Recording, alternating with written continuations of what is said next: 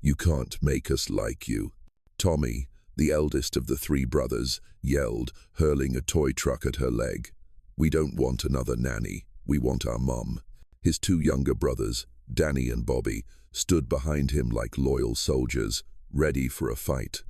Their small faces were streaked with tears and dirt. They'd driven off 17 nannies in 6 months, and they were determined to make Belinda number 18. But as Belinda looked at these heartbroken children, she didn't see monsters.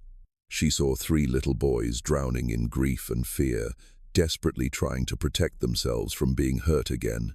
"I know you miss your mum," Belinda said softly, carefully stepping over the broken toys scattered across the floor. "And I'm not here to replace her.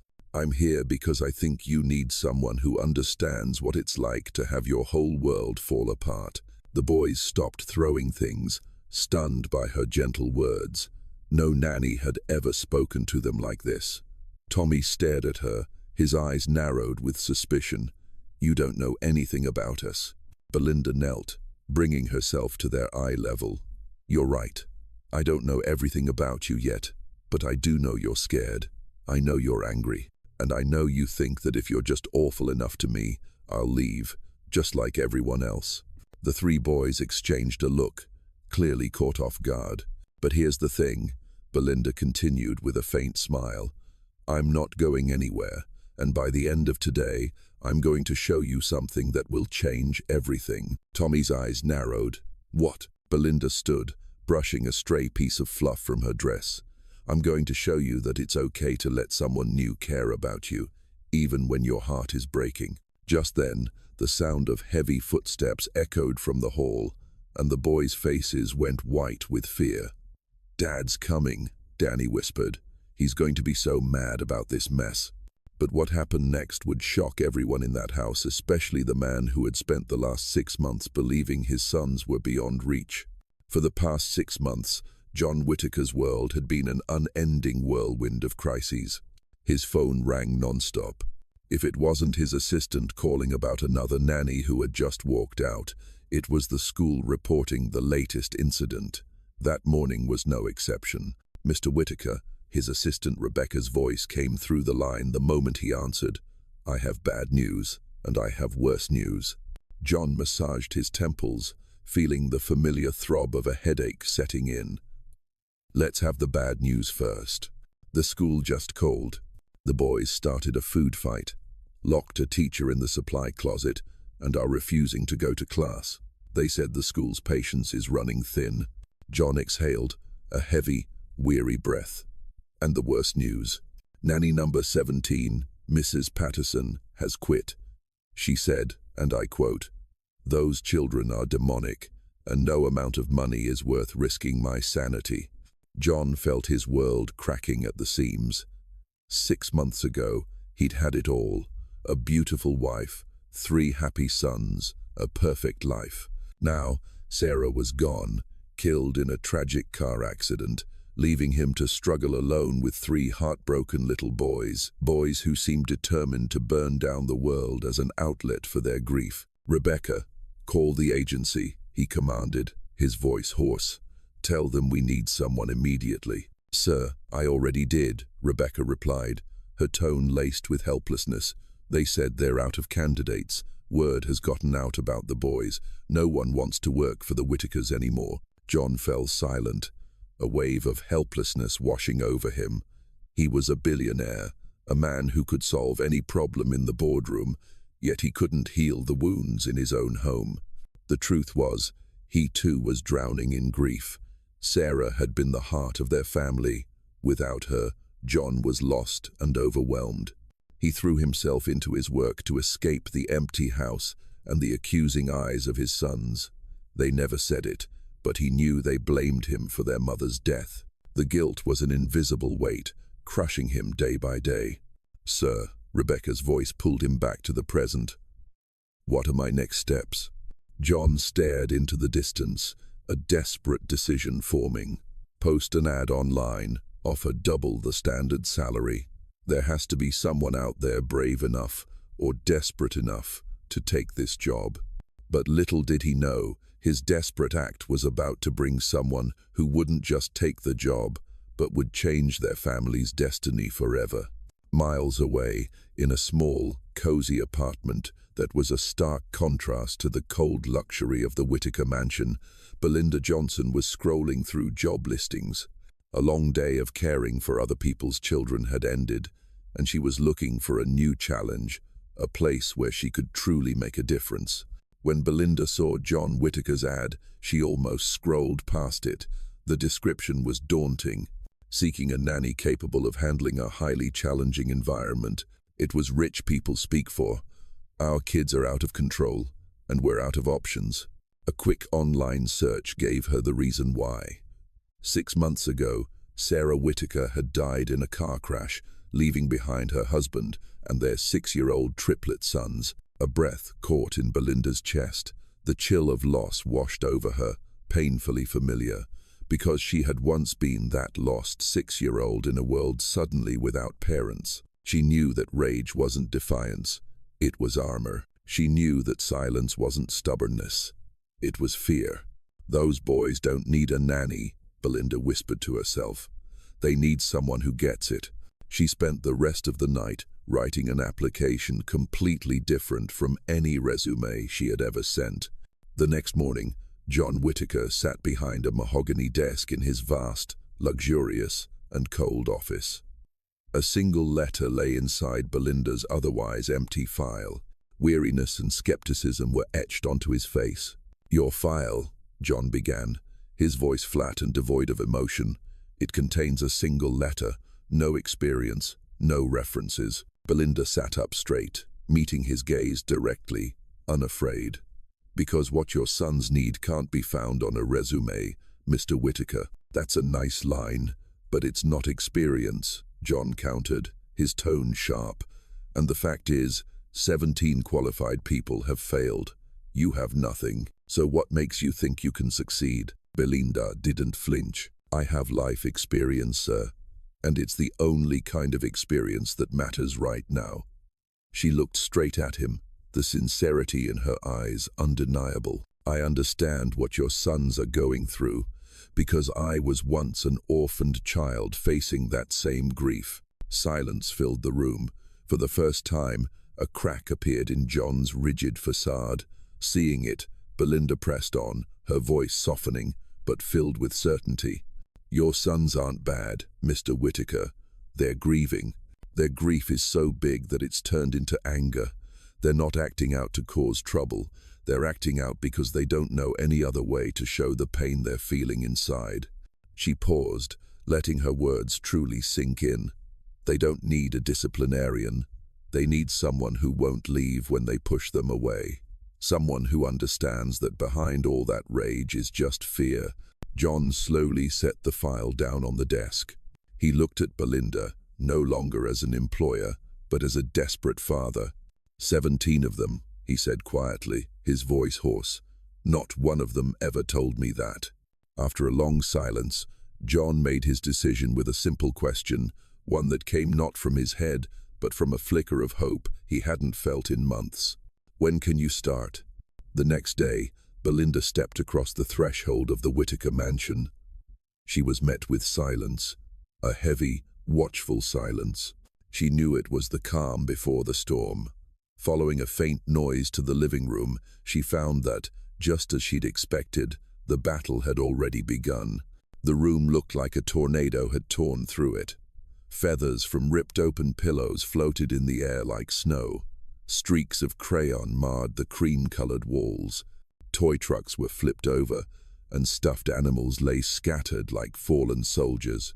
And in the center of it all stood 3 little generals. "You can't make us like you," Tommy, the eldest, shouted, throwing a pillow at her. "Go away," Danny and Bobby yelled in unison, standing behind their brother like a loyal army. The 17 nannies before her might have yelled back, or threatened them, or burst into tears. Belinda did none of those things. She just stood there, letting the pillow fall harmlessly at her feet, and then she did something completely unexpected. She laughed. It wasn't a laugh of mockery, but a gentle, knowing one. The warm sound of it echoed through the chaos, stopping the three boys in their tracks. They had been prepared for a fight, not for this. "What's so funny?" Tommy snapped, clearly thrown off. "Nothing," Belinda said softly, carefully stepping over an overturned fire truck to get closer. She made no move to clean up. Instead, she sat right down on the floor, in the middle of their battlefield. "It just reminds me of myself." She sat cross-legged, meeting their eyes directly. "When I was little, I used to make messes like this too. I drew on walls, I tore up pillows, I threw my toys." Three pairs of eyes widened in surprise. "Why?" Danny asked timidly. Belinda pulled a worn silver locket from her pocket, the one she carried like a talisman. She opened it. "Because I was so angry and so sad. I missed my parents so much." She held it out for them to see. They were in an accident too, and after they were gone, I felt so alone. I thought that if I was bad enough, if I was awful enough, no one would want to get close to me, and if no one got close, then no one could ever leave me again. She had given voice to their deepest, unspoken fear, a fear they didn't even have the words for. Silence fell over the room, but this time it wasn't tense. For the first time, the boys' shields began to lower. Belinda looked at each of their small faces. "I know what you're doing. You're trying to make me leave, just like everyone else." She paused, her voice becoming firm and warm. "But I'll let you in on a little secret. It's not going to work on me." Tommy's eyes narrowed with suspicion. "Why not?" "Because I'm not going anywhere," Belinda said, each word an oath. "Others may have left, but I'm not leaving. I'm here to stay. No matter how many pillows you throw or how many walls you draw on, I'm here to stay." And that was it. The promise. The one their broken hearts had been craving to hear. They didn't need discipline. They needed permanence. They didn't need control. They needed certainty. Tommy, their little leader, the one who was always the strongest, his lips trembled. He stared at Belinda, the battle in his eyes beginning to subside. He took one small step forward. "You promise?" he asked, his voice barely a whisper. Belinda nodded, a warm smile gracing her lips. "I promise." In that moment, something shifted. The wall of ice around the three boys' hearts began to crack. It wasn't healing, not yet, but it was a start. It was the start of trust. But trust isn't built in a day, and the boys' defensive walls were still high. They continued to test her, not with the all-out battles from before, but with smaller rebellions. One evening, Tommy shoved his plate of spaghetti onto the floor simply because he didn't like the sauce. Another nanny would have yelled and given him a timeout. Belinda just calmly got a cloth, knelt, and began to clean. "It seems like you're feeling really angry," she said softly, not looking at Tommy but focusing on her task. "Do you want to tell me about it?" Tommy, who had been braced for a confrontation, was stunned by the response. He mumbled, "I just don't like it." "I understand," Belinda replied. "Next time, maybe we can pick out the sauce together. No punishment, no anger, just understanding and a solution." Day by day, Belinda met every tantrum with patience, every act of defiance with an open ear. When Danny accidentally spilled a pitcher of water, she just handed him another towel. When Bobby locked himself in his room, she didn't pound on the door, she simply sat outside it, telling him softly that she'd be right there waiting for whenever he was ready to come out. Slowly, a miraculous change began to take hold.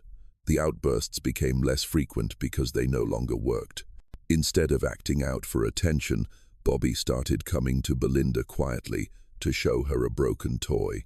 Instead of fighting over things, Danny started asking to borrow his brother's stuff.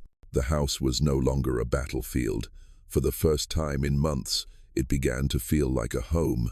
As the storms of anger subsided, Belinda knew that underneath lay an ocean of unspoken grief. She knew the boys needed a way to process the pent-up emotions about their mother, feelings for which they had no words. So, she brought art and nature into their lives. One sunny afternoon, she laid out drawing paper and watercolors in the backyard, in the same spot where Sarah had once grown the most vibrant red roses. "Today, let's paint our happiest memories," she suggested. At first, they painted cars, dinosaurs, and superheroes. But then, Danny quietly picked up a yellow paint and created a figure with hair that shone like the Sunday. He painted red flowers all around it. Belinda sat beside him, without pressing. "This is a beautiful painting. Can you tell me about it?" Danny's eyes welled with tears. "It's Mom," he whispered. "She had golden hair, and she loved the red roses in this garden." As if a floodgate had opened, Tommy picked up a brush too. "Mom used to call us her Three Musketeers." Bobby, the quietest of the three, pointed to a red heart he had just painted next to the golden-haired woman. "I miss Mom." It was the first time they had spoken of their mother without anger, only with a tender sense of longing. From that day on, their paintings became their language. They painted stories of her, Mom reading to them, Mom baking cookies, Mom holding them in her arms. Each painting was a tear dried, a beautiful memory honored. Belinda also taught them how to garden, planting new seeds in the very soil their mother had once tended. As they worked the earth and watered the plants, it was as if they were connecting with her in a new way. They learned that, like seeds, love could still sprout and grow, even after a long, cold winter. The house was no longer haunted by her absence. Instead, it was filled with the memory of her. Laughter began to replace the tears, and stories of their mother became sweet lullabies that soothed their slowly healing hearts. That peace didn't just stay within the walls of the house. It began to radiate outward, and the first sign John Whitaker noticed was the silence. At first, John didn't notice. He had become so accustomed to the rhythm of catastrophe. Every day, he'd go to his office and, on instinct, he would wait. He waited for the call from Rebecca, her voice strained, for the email from the principal, for the text announcing that the latest nanny had finally walked. The silence from the school stretched for a week, and it became more alarming than any complaint call. It was that silence that compelled John to go home early, driven by a curiosity he thought was long dead.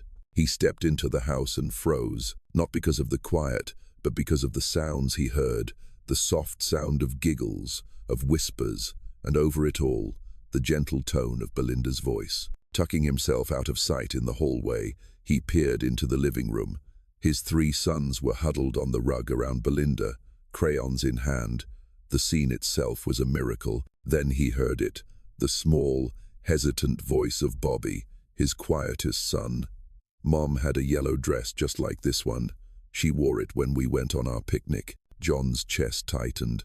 He had always avoided the subject of Sarah, terrified of dredging up more pain. But here was his son, speaking of her with such sweet fondness, with none of the anger. "That sounds like a wonderful memory, Bobby," Belinda smiled. "Would you like to draw that dress? We could hang it up so we'll always remember that day." John stood motionless. A simple, stunning truth washed over him. Belinda wasn't trying to erase their grief. She was giving it space to breathe, transforming the ghost of a memory into something warm to be cherished. His gaze drifted to the new pictures taped to the refrigerator, then back to his three sons, who were completely absorbed in their art. This house wasn't just orderly anymore. It was coming back to life. John Whitaker's evenings had changed.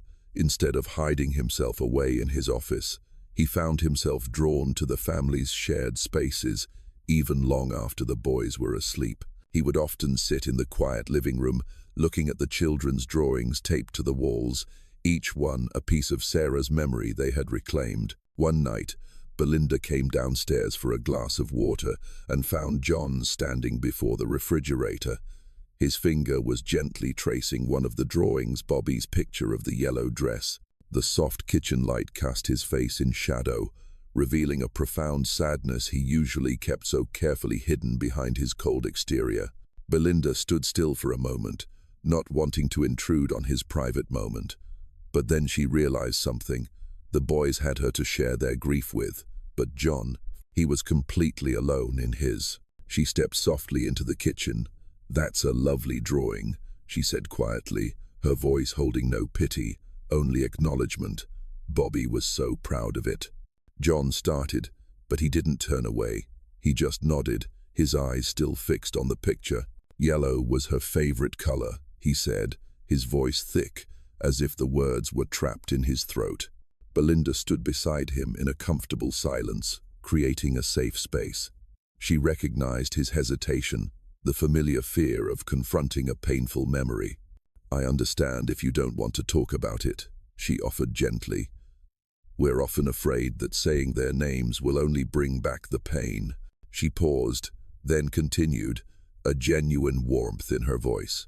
"But sometimes, silence is what truly takes them from us a second time, telling their stories. That's how we keep their memory alive, isn't it?" Her question didn't demand an answer. It was an invitation, a permission slip. John looked at her, and for the first time, he saw true understanding in someone else's eyes. He had spent the last 6 months trying to bury the past. Belinda was gently showing him how to live with it. He let out a long breath, one that seemed to carry the weight of months of suppression. "She made that dress herself," he said suddenly, his voice fractured but clear. "She wore it on our first real family picnic, when the boys were 3. She said she wanted to look like a sunflower." Once that door to memory was opened, the stories began to spill out, haltingly at first, then with a steadier flow. They sat down at the kitchen table in the quiet of the sleeping house. For the first time, John wasn't speaking as a billionaire or a boss. He was speaking as a man remembering the love of his life. "We met in a small art gallery," he began, his voice softening. "I was there to buy a piece as an investment. She was the artist." A sad smile touched his lips. "I bought the painting, but looking back, I think I was just trying to buy myself another 5 minutes to talk to her." And just like that, the stories flowed. He spoke of a buttoned-up businessman completely captivated by a free-spirited artist, of how she brought laughter into a life that had only ever been about numbers. Belinda just listened, occasionally giving a small nod, her presence a silent invitation for him to continue. "We had a dream," he said after a long pause, as the night outside deepened, a small house by the sea, just big enough for her art studio and for the boys to be able to run straight out and catch the waves. In that moment, John no longer saw a nanny. He saw a friend, a confidant. He realized that rebuilding a family wasn't an impossible task. Perhaps he just needed someone to help him find the pieces. 6 months later, the Whitaker mansion no longer echoed with the silence of grief, but with the sounds of a life being truly lived. The loudest laughter often came from the kitchen, which had become the heart of the home. On a Saturday afternoon, Flour dusted the tip of Bobby's nose, while Tommy tried to sneak a bite of cookie dough, and Danny carefully cut out star-shaped cookies. In the middle of the sweet chaos were John and Belinda, no longer boss and employee, but partners in a joyful battle. "Dad, Tommy's eating the dough again," Danny tattled, a wide grin on his face. John, his own hands covered in flour, just shook his head and laughed. "I can run a multi-billion-dollar corporation, but I'm completely powerless against 3 musketeers and a batch of cookies." Belinda looked at him, their eyes meeting over the boys' heads. A silent, knowing smile was exchanged. "You're a wonderful father, John," she said softly. "That's what matters." In that moment, John realized their relationship had shifted far beyond a professional one, without him even noticing. Belinda wasn't just his son's caregiver. She was the partner who had walked with him through his darkest days. She was the one who had taught him how to be a father again, not by giving orders, but by listening. They had become a team, nurturing and rebuilding this home together from a foundation of patience and love. The house was no longer a place of grief and emptiness.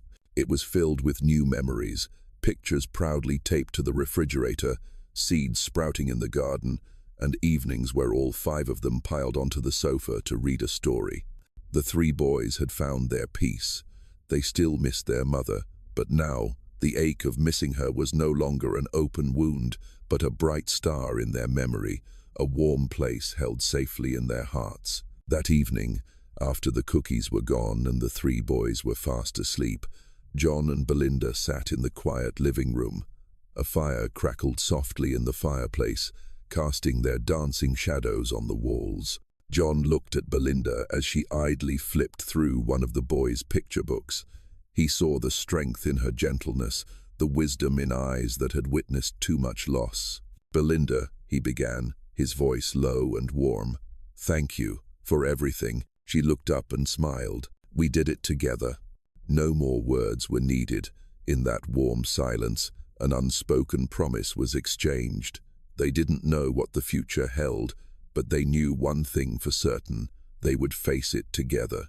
Together, they would build a true family, a place where every heart, no matter how broken, could find a safe harbor to heal. The house had found its heart again, and this was their new beginning.